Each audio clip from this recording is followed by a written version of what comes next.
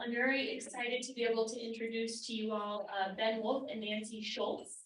Ben is a grief therapist in his career, and Nancy is an architect, so I'm thinking we'll have you both back separately to talk about additional topics. But what we're hearing about today is the Conservation Corps and the Friends of the Flathorn-Gegoka Trails and the National Forest Lodge. So take it away. First of all, I want to say one thing. I'm gonna be Vanna White, all right, just so you all know, this is Nancy, who's done a great job, so I'm gonna turn it over to Nancy.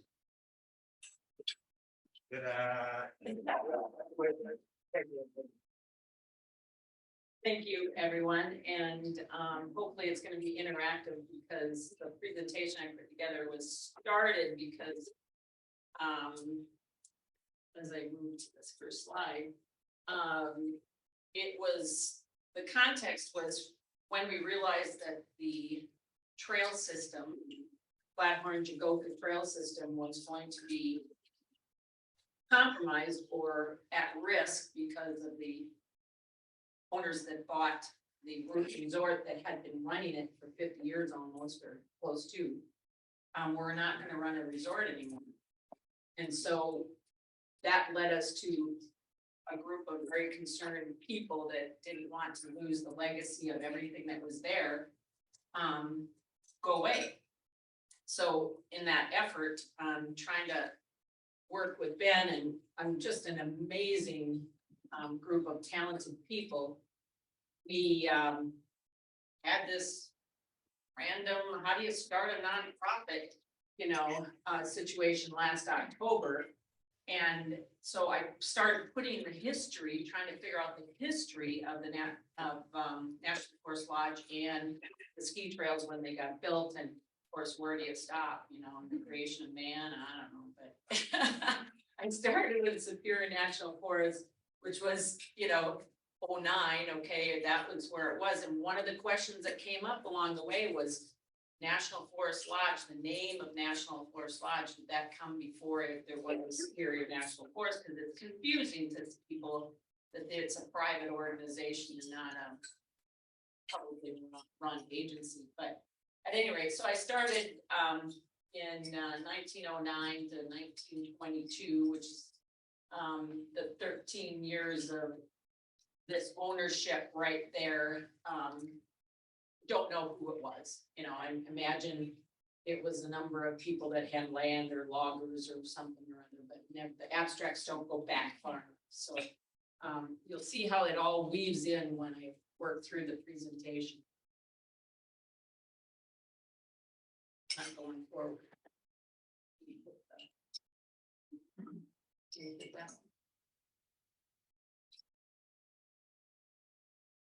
Friendly. All right, some of the first things I discovered in collecting fun old historic pictures is that it was this lodge, eventually, cabin that was built, and it was owned by the Crawfords for 6 years. Anybody in the audience know the Crawfords? See me after the presentation so I can fill in around the blanks. But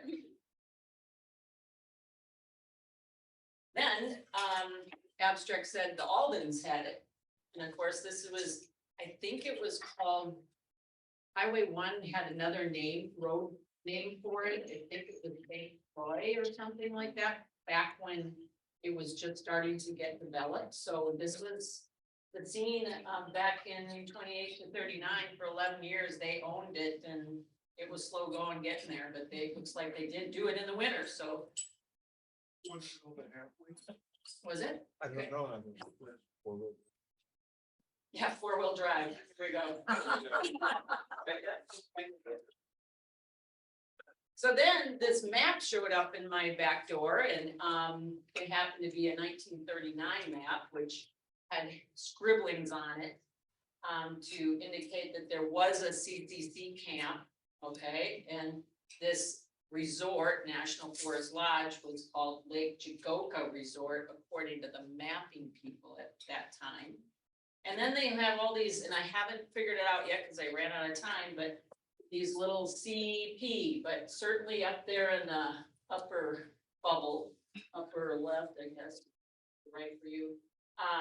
It says CCC, but it says F-17, I believe. So that was what the F stands for. If anybody in the crowd knows, please fill me in. But, that the very first CC camp in Minnesota was a 701, okay? So you can maybe flip her. For the next slide. There it is. Okay. So 28 to 39, 11 years. It was the Crawford Lodge and it was owned by the Aldens. And the story behind this postcard is this man down on the left is called Dan Donnelly. His dad is enrolled, was an enrollee at Fort Snelling in 1935. Okay. He was writing to his future bride to the National Forest Lodge from Fort Snelling. And it was in care of the National Forest Lodge, so it was called that, as you can see, back in 1935. But it was his great uncle that ended up owning National Forest Lodge after the Aldens. So I'm presuming he worked for the Aldens for a little bit of time. But as Dan Donnelly, who lives on Sand Lake and is a good friend of ours, said his mom came up to camp because her uncle was running it and they were running away from starvation and being cold. So camp was very different than our idea of camp. This was the Depression. This was an oasis from the cities in which we. So that was very different in how you perceive going away to these places. But he's a beekeeper, that's why he's got all those bees around him, and we have one of his hives on our roof. So, and there's many more stories around beyond that. And we're trying to find out whether his dad was actually located at the CCC camp that we're going to show here. So then from 33 to 42, 9 years, we thought the ELC, the Environmental Learning Center, Job Corps, Youth Conservation Corps, which is on Flathorn Lake, was located there. But as we uncovered and peeled back the onion, sure enough, we found out because we got together to start this nonprofit that no, the first camp in Minnesota for CCC was at Lake Gegoka, but it was called Camp Gegoka. So confusion reigns. What the heck? So that lent itself to, oh, well, let's go down to Buckskin and have a conversation with Tom and Steve and Mary Bauer as to, was that really what, happened there and how did this all happen? Well, that got me even more intrigued because then they gave me the grand tour of their property and their history about McDougall and it being certainly historically profound because it was the first camp, but also creating the story. I mean, what was it like for these young men to travel to Ely, to Lake McDougall and start, kicking off their life and growing up fast. So they gave us a grand tour and the history of how that all came about, and it's really fascinating. Yeah. So just the quick backstory of that history is the feds purchased the land from the St. Croix logging company or lumber company. And they called them the CCC boys, and you see that in all the writings. Anybody that's followed this is always talking about the boys, right? They were here until World War II, and then they had to go marching off to different uniforms and fight different sufferings in the world. So then the land was then purchased by a group of vets that wanted to have a retreat there, but just couldn't pull it off. And so it sat dormant for many years and then eventually was purchased by the Bowers, which incidentally, I think their history would be really fascinating to spend some time with too, because they served all those children that were falling through the cracks with, they didn't call it, you know, ADD back then, but it was autism and mentally challenged or emotionally challenged kids. And the father of Tom and Steve, as I understand, was part of creating the very first social services department in the United States. So because of the way the funding was driven, he was instrumental. And then there's his son, Steve, brought up the ranks and kept working in the emotionally challenged arena.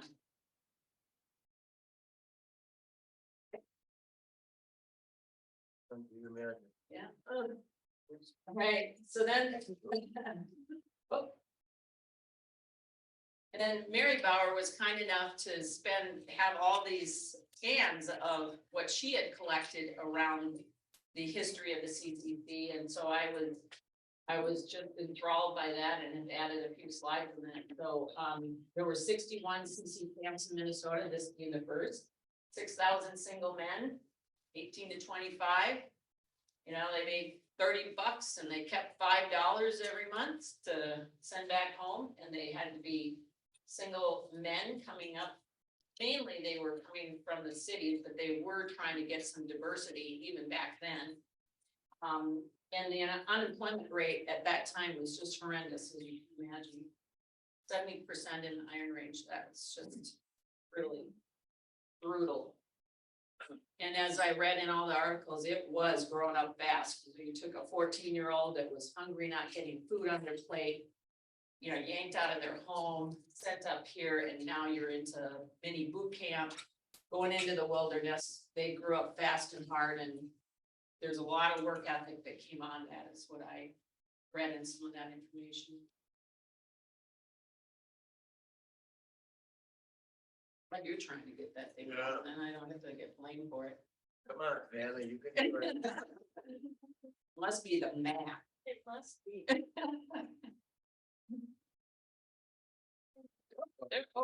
think I did a double. So then the projects that came out of there were, the Isabella Ranger Station, and they mainly did, as we'll see, what was that? I don't know.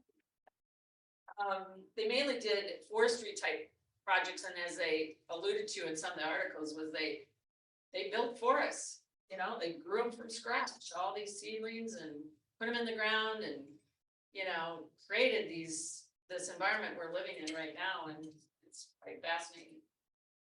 And the impacts, as Judy was saying, the impacts of the CCP are just, they're broad reaching and phenomenal when you start looking at how it shaped our world. Oh, back one more. I think we're missing one.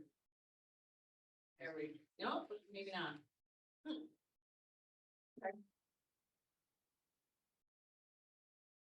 So I mentioned that National Forest Lodge, going back to the lodge itself. So from Stamp, I think I show in another slide where we're located, but McDougal is about a mile and a half from National Forest Lodge, so not too far, closer on their way to Ely. And it was a summer camp, so they had all these pictures of this lodge that was, you know, mainly serving the people that were coming up from, you know, before the Depression, coming up to the wilderness. And there is an anecdote which I haven't qualified. There's a cabin across from Lake Gegoka on the National Forest Lodge that we think, according to Dan's Donnelly's story, was built for the dignitaries that were at the CCC camp, including the furniture and the housing. It's a 99-year lease on forest land. So we think that was the case, and there's some remnants of foundations that were for that too, but I've yet to hear it internally. Okay.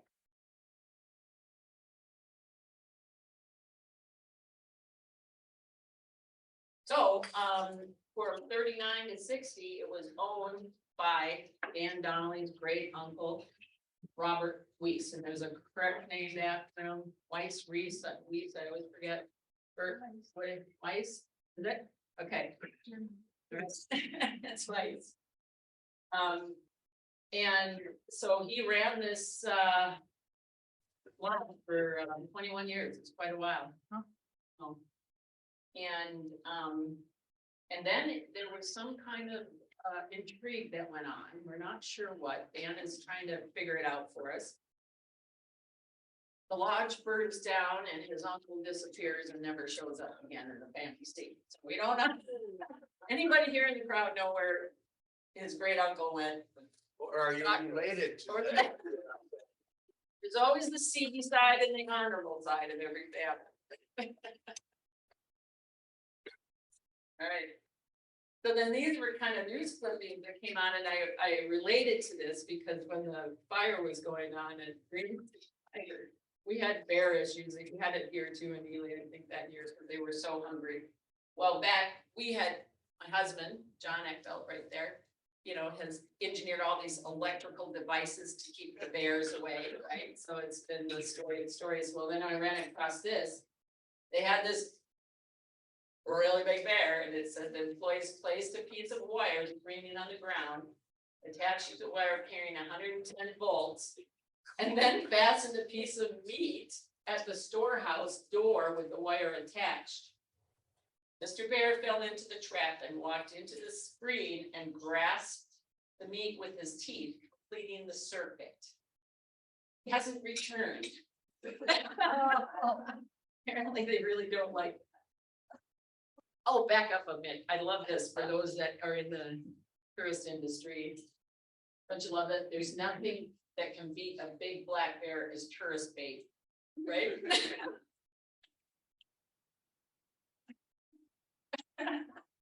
Anyway, back to National Forest Lodge. In the abstracts, it turned into Gegoka for a while, and the church group tried to run it after it burned down, and we don't know where, you know, Weiss went, but, or Weiss, did I see? I gotta say it both, because and then the bank had it for a while, and then, okay, so you see the original chimney, that was the chimney of the original lodge. The church built the lodge that's there now, and that's when Bob Hunger, if anybody knows him, he's just a legend in our area.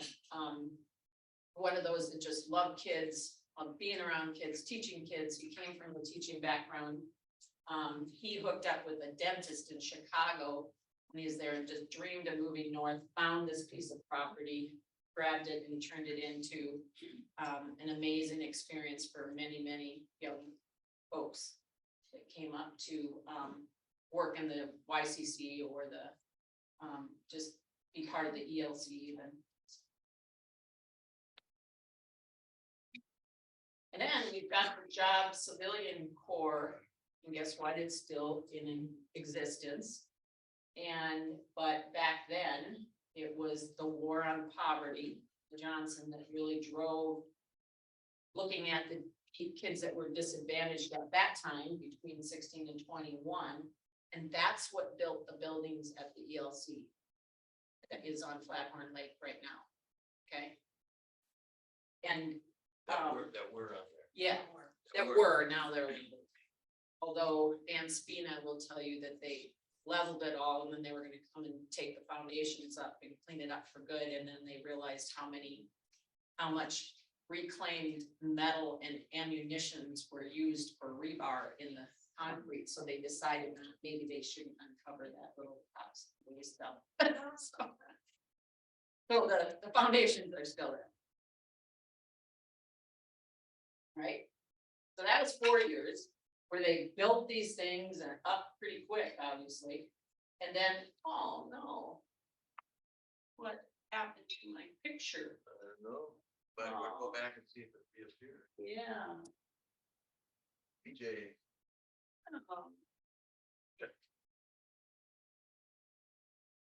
Should have used my machine. You can do it. You can do it. Well, you can just imagine what's there. From the ELC. Yeah, BJ is our nonprofit's, trail stewardship chairman, and bless her soul for being that, because it's a lot of work putting it together. But for background, if you don't know her, she was the emergency, what was her official title for Lake County? She management director. Yep. For many years, and you probably ran across her, and I put in a couple of important slides at the end to plug her movement of the GeoGrid, or the US National Grid. We'll get to that, but she and John, yeah, Sometime during those years. Yeah. Cross country skiing. Down there. yeah, It was taught by Paul Smith's. Why just play that again? you good, yeah.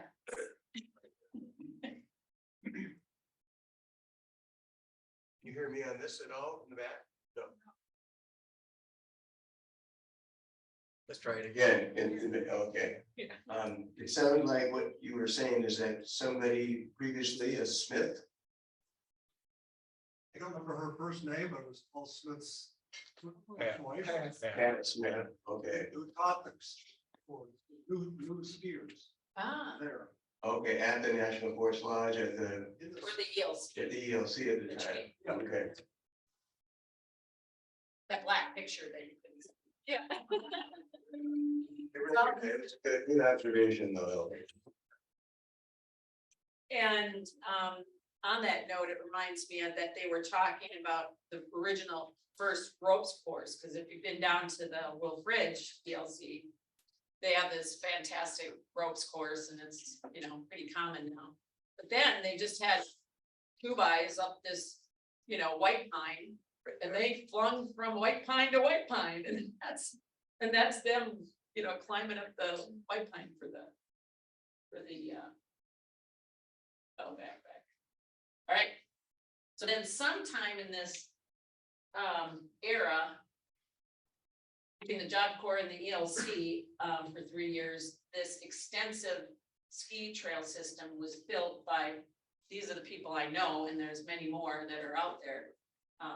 Anybody in this room, I you were there, but they created these, and the story that Bob Hunger told me when we first started the organization a year ago was he was so beautiful in navigating the old logging roads and not putting threats into the local folks that were worried about environmentalists coming in.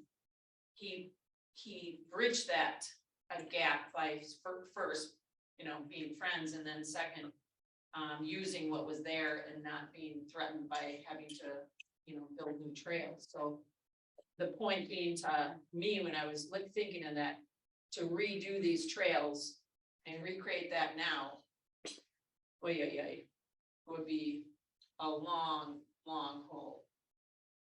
So, but they were south of the road and north of the road, and a little more extensive, obviously, in the north than they are now. But so we've got Lyndon Gertis, Steve Wilson, Bob Hunger, pictures of folks that might. In their younger days. And George Loken and Cynthia Smith and all kinds of people that were. And then it is definitely the wilderness. If you haven't been there, you see what you're missing. All right, just a reminder. Now you see how far back this goes.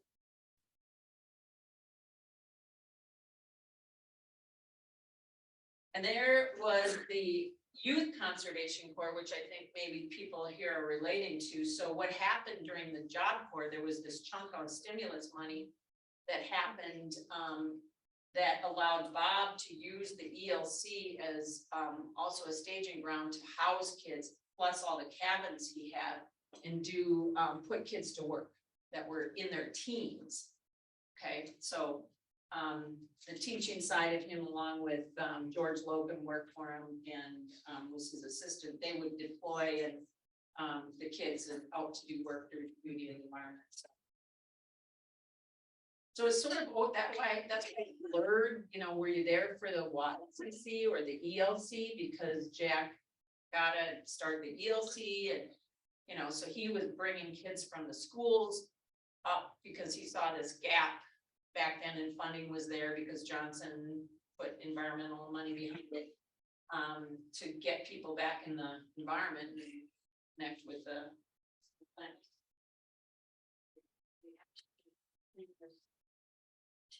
So Jack started in 1970, yeah, he was starting to put that whole program together in the US. And then there was a Native American group too that Mary Shedd had informed me that she was a promoter when she was with the district and did that in the summer. And then just to blend in some other local, you know, character and color, Ron Brodigan, if he's not here, I don't know. Not right on here. He's not running. You know, years, so many years of the log building school that he had down on near Sand Lake. And the result of that is the log home that is on National Forest Lodge right now, plus the Hideaway, which is this like sublime place on Lake Gegoka, not to mention Doug Landy's, Loken's place, Hunger's place, Watson, Linden's place. So they're all over out there in their beauty. And then below is Ben's creation of his own little birdhouse log house. I can't resist. They're so great.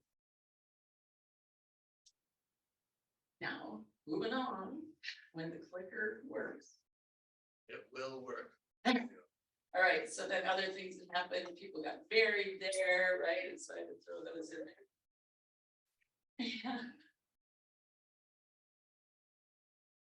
And then 28 years is when Bob had it himself. And he had the rovers and every group imaginable in the state and around us in our region coming up to National Forest Lodge for their experience, and they were living in, you know, the family style. So you, That's when Barry, who was here also, myself, started coming up. We would come up to the National Forest Lodge there in 78, and we would stay, we could afford 2 nights. I mean, literally, you know, think of all of us in those days. We could afford 2 nights, and Bob cooked 3 meals a day. He cooked meals that would serve 20 people, not 2 of us, you know, and there was nobody else that was there, just the 2 of us. And we would leave by Christmas, and that's when the rest of the folks would come. So we got a little better rate for a couple of years. And it was Bob that turned us on one day at about 100 below zero that we were not going to go skiing. I said, you know, is there any places out there for sale? And so we've now been up here for over 40 years, and it's all because of Bob Hunger, you know, in terms of what happened in a cold, cold day. and then Bob got involved in building these condominiums, these lake homes. And because you could see people wanted their own bathroom, you know, writing on the wall and how people wanted to find different accommodations. And so he built lake homes from the bottom, and these, you know, new groups of people came up, including John and myself came up and stayed in the cabins. And then when he was building these, being an architect, we ended up going, well, I must like this place, we keep coming back. We bought the first one and then ended up getting involved in all 4 of them, and the lodge, and all kinds of background stories to that. But that has brought all kinds of great friends and memories along with it from the different owners now. So this is our current owners, that Jen and Deb, they're all part of our organization now too, but John, Steve Bysted, Reva, the up and comer. And then for 14 years, Mark and Sue Went had it. And so they continued on. And then this is the Andy and Laura Wilson era. That's okay. We're gonna keep moving anyway. Oh, there, yeah. So I don't know if anybody's been down for music down at National. He brought in the music every, you know, Saturday night, and he just ran a really nice function too. But he needed to retire from the service industry, but the next slide was they had done some kind of advertisement for the Muckaluk. Right? Isn't that great? Got a comment on the chat that says Greg Fango created and maintained the National Forest Lodge website for Mark Wendt. Oh, fun. Is that you in that picture? Yeah, someone named Greg Fango said he created and maintained the National Forest Lodge website. Could you hear that or you want to hear? Okay. But now the clicker probably will let me just go ahead and.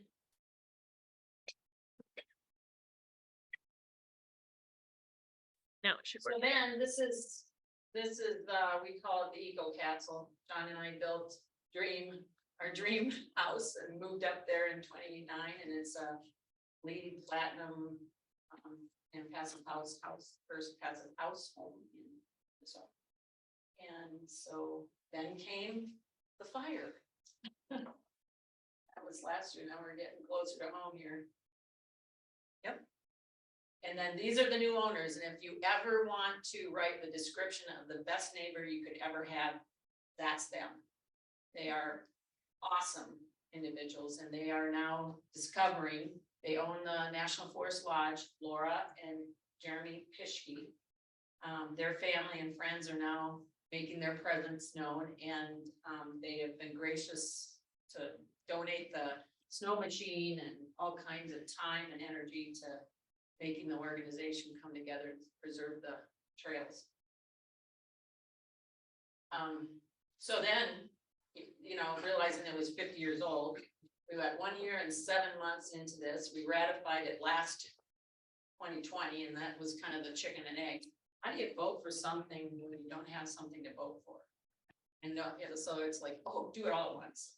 We did that last year, and that's where a lot of these slides came from. Okay. So then, oh.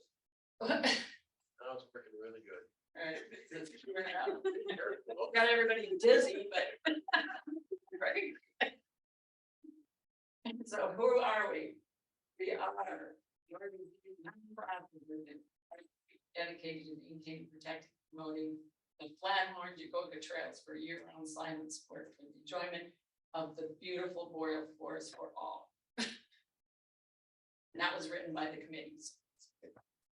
And how did we start? We had 28 plus original concerned people. One, Mary Shedd, that had done the tower group. So she came with a lot of how do you get this done? And 100% commitment to like, let's not let this fade away. The guy that was just roughhousing on the bottom right there, Bert, who's right Right there. here, So- yeah.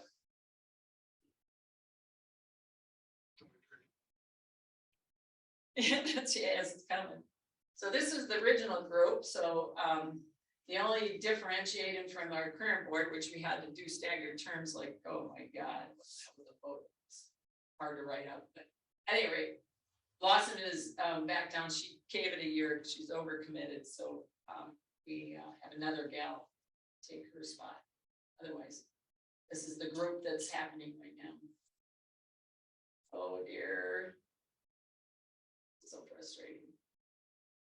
Okay, this current board, Cynthia Smith, again, she was part of building the trails, she's a biker, good friend. And then, what are the trails? Okay, we got 18.8 miles, for those interested in skiing all of them in one day. John will tell you how long it will take. And we're within the 445,000 acres of Superior National Forest, and guess what? There is no fence for months to Canada. So when you're out there, you're out there. Don't have, you know, better have good orientation skills. And we're 50 years old. And there we are. Oh, we got that. 33 miles, 28 miles to Canada, 1 mile the knotted pine, which is important. That's where you're talking. And why ski here? For peaceful, for blind, it's wilderness. Yeah. And why join us? Because it's a pretty amazing group to hang with, like you are here, so. And we need to, really would like to preserve the legacy. There's Bert, and this is our success stories from the first year. I mean, you know, talk about ramp up acutely. So, oh, we gotta run a machine? What button do we push? How many calls did we make to you? Bert, go, how do you get this thing to go forward? And then decide, How do you just get it on a trailer to get it fixed? yeah, that was, It's sort of like how many, to change a light bulb? Well, yeah. there we are. Anyway, so Bert and Gary and Bart and really helped on that, getting the machine working. Maps and signs, oh, for anybody that lives in this world, boy, it seems so simple and it's not. Getting to agree to where and what and how come is no small task. And it was fun to see people that hadn't skied the trails really learn them all over them and how you communicate it. This is this amazing work of art, I think, for the trailhead right now. And it's a temporary map that they'll, once we decide, because you'll see in the next one that we have another access, trailhead access, so it might change. So, but this just came to be. And then we've got a dog policy, and you can bring your dogs. Kept it simple. And we had a little study group put together of 9 people to decide whether we need any more access. And we decided we did because all the green, easy trails for those that are slowing her down a bit and don't want to go down those steep, death-defying slopes. That's how you access it. So we've said, hey, we are going to target working towards an access on Highway 1, and we'll get visibility. And then, I don't know if anybody knows Ted, but he is my most valuable participant or player in our efforts. And he's got the heavy equipment that can help mulch. I think he does it for the Ely trails here too, but we have 8 miles of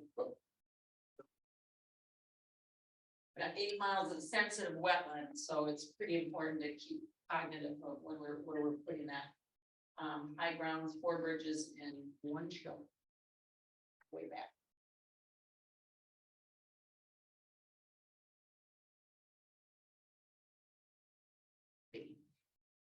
It's gonna happen Yeah. this week, I think. Maybe we should have advanced to that. I don't know what to accredit the difficulty, but we'll. And we started Adopt a Trail, and this one is gonna, I think it's got a lot of. Explain what that is, adopt a trail? Yeah, so members of the organization have said, hey, I'm gonna adopt this trail and keep it ready for ski ready for the season. So these individuals have said, I'll take this trail from, 18 to 19. So they've committed to keeping those clear. And then this is BJ's slide that I promised I'd put in or asked. There's a new wave or a flywheel wave going on right now, and some of you may be aware of it, that this U.S. National Grid system for emergency responses will always tell the emergency response people where you are if you give them this number when you're out there and you don't have cell phones coverage or something else happens. So it's really pretty fascinating. And she has a whole slideshow that is worth listening to. And these are where that other map on the side was where they're all located now and how they're infiltrating our area. And we got a website, digital marketing going. These are the goals that we're setting. We want to add 80 additional members. I don't know, 80 in here. 100 passive advocates, maybe that, but and 16 donors for 2023. So we have another team of people working on outreach and promotion. And we have something else on the next slide. Vanna. I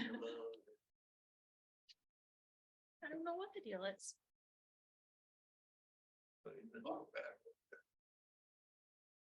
Mouse. Oh, and we've got a newsletter going. And here's the ringleader behind that. And so we've got sites of doing 4 annual publications, and they just keep getting better and better and keep collecting more and more pictures. And then you want to speak to that? We've been asked and we're participating in the Midwest, in the Twin Cities Midwest Mountaineering Expo, which is November 18th to 20th. It's a pretty large expo. And the idea is to let people know that not only we exist, but Ely and Two Harbors and the other region exists too, because there's no more locations really to stay as there used to be at the Forest Lodge in the same way today as there was then. There are still alternatives. So we've put together some things. We've been very fortunate to end up actually getting from White Wilderness, from Peter and his group, a free day on with the dogs, you know, sort of going out. And we had somebody in the area who's also donated he and his daughter, they've been having for a weekend. They're two different drawings. So we are going to, you got a little number in front of you. No, you're not going to get the White Wilderness drawing or the weekend drawing, but there's something special you will get. So that's the Midwest, Mountaineering Expo, and we anticipate literally a few thousand people that will come by our door. Those are the same people that will spend money here in Ely. They're the same people that will spend money in Silver Bay and Two Harbors and Finland, and hopefully learn about the area too in the process. So that's a key thing. We're a very small piece, but every piece, when you add them up, the puzzle gets to be pretty clear.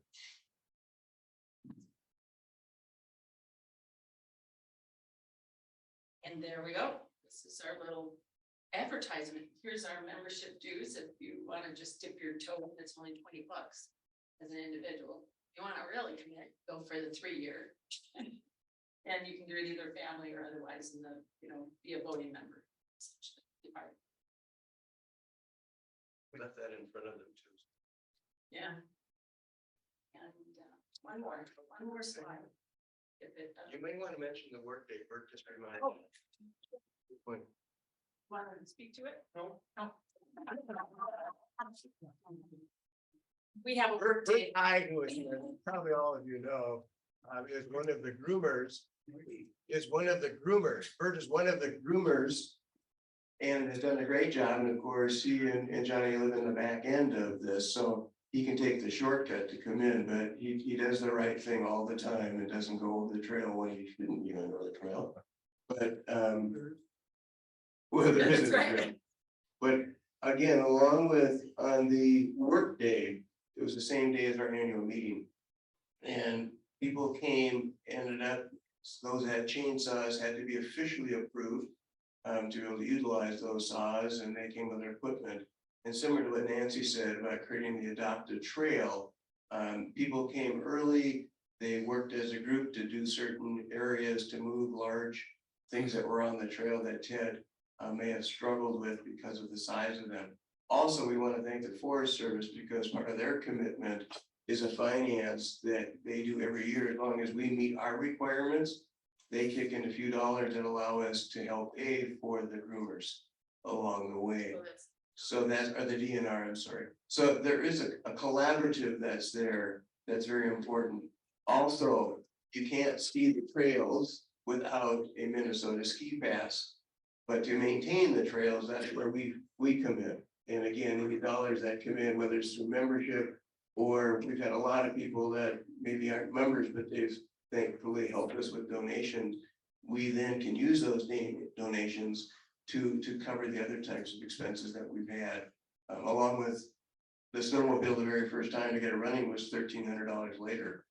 It was like, oh, that's a little hitting the shorts right there that came about before you got going. So people have really stepped up, and again, it's been great. So the adopted trail has helped out, but on that work day, people came out, not just members, but others too, and really helped. And then that afternoon, we had our annual meeting. And that's how we anticipate moving forward, is we will always, most likely as of now, have a work day and that afternoon followed by the annual meeting. Here we go. So, do we have time for questions? We do. What do we do? I try to leave this about 6 minutes. Hey. Yeah, anybody want to add or fix my slides on the history or? You gotta remember that. Wait a minute, wait. I'll try this one here. You can leave it on. I have a comment. Hello? Good one too. I never wondered, by the way, if you're in the drawing.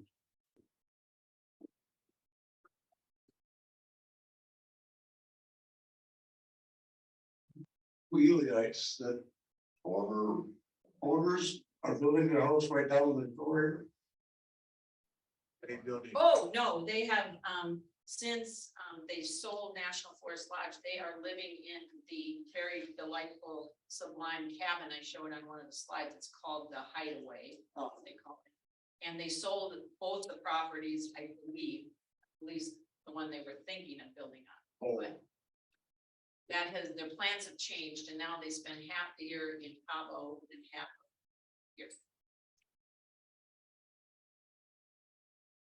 That's Laura Wilson Fisher, yeah. And I've skied those trails a few different times and they are gorgeous. I encourage everybody to go out. They're just beautiful. Are these bikeable in the off season? They don't go through a little wetland? There's some areas that you're not gonna want to go through. And nor would we want you to go, because of just that. Some people in this room might have electric bikes. And those people probably want to do all sorts of things. But we end up in the winter, it's not for ATVs. And it's not for three-wheelers or anything at all. And that's been the whole thing about quiet sports. In the spring and summer, people have bikes, by all means, enjoy it. There were some discussions again about other kinds of areas. Do we stop this, stop that? And it's not up to us, but that right now, bikes in the winter used to be there, but there was a challenge. You can appreciate where you're on your skis, and all of a sudden there's something that's in the middle or it's moving around. So people can find other places to do the winter biking, but in the spring, summer, and fall, by all means, enjoy it. And we did leave it open to trails. We didn't say ski in our, title.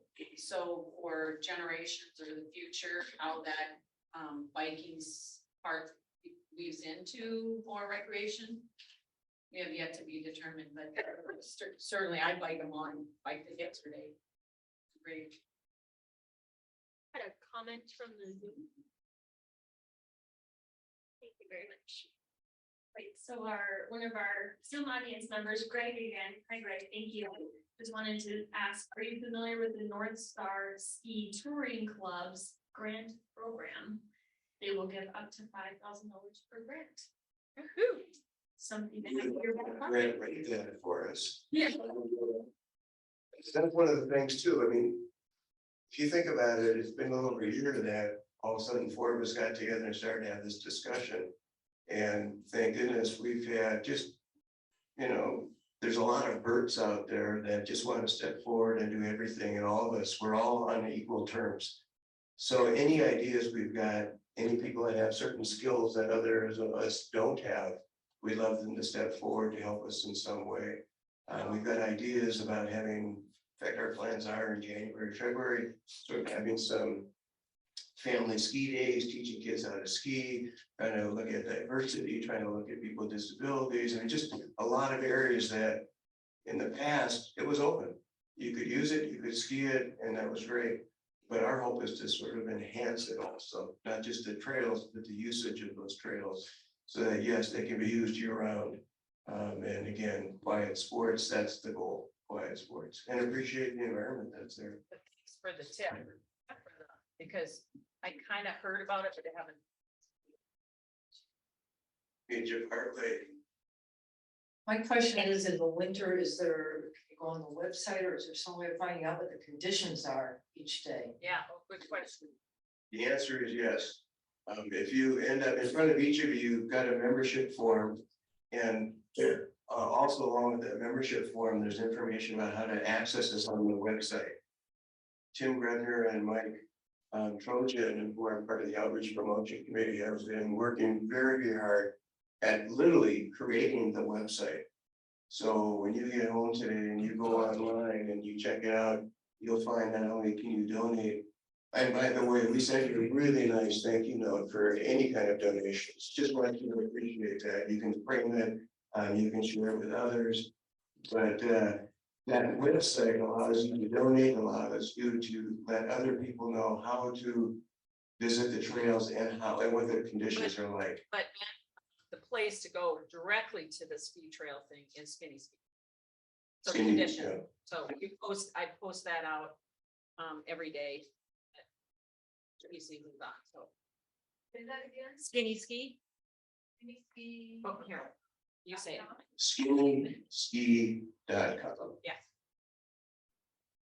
And they have taught me to show the trail, not so much the person, but what's going on in the trail, so the depth, and get good description going so that it's helpful when you're making a decision.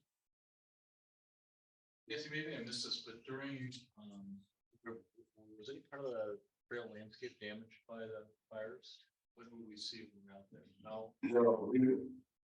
No, those of us that live on the east side of Highway 1, there was a gift given to us. We'll lose it, take care of the gift. Because so many people did have that luck. You think of the folks on Lake Gegoka that unfortunately, lost their homes and their stories, along the way. So that, we can't thank the Forest Service enough, and the volunteers and everybody that stepped up to stop that fire from happening. A lot of us in here were probably part of the Pagami, 11 years ago, and what people went through for that. But in this case, it came across and it just swept through. If you drive down, if you haven't yet driving down Highway 1 or Highway 2, you'll see these hotels they look like little mini hotels, that are ready to be burned. But right now, it did not jump over. There is, as a result, however, there's been a lot of foresting that's been done. There's a lot of cutting that's in there. I mean, they've come in and just clear cut a lot of areas. If you go in the Knotted Pine Bar, hang a left, what used to be filled with spruce is a few trees standing now. And right next to, if you're to look at the map, from Minnewan Lake Road going across on what we call Jensen Road, they're going to be going in and doing some cutting there, not this year most likely, but next year. And that's only as a way to protect the forest and protect people around there too. So fortunately, that was not in any way damaged or harmed along the way. It's a good question.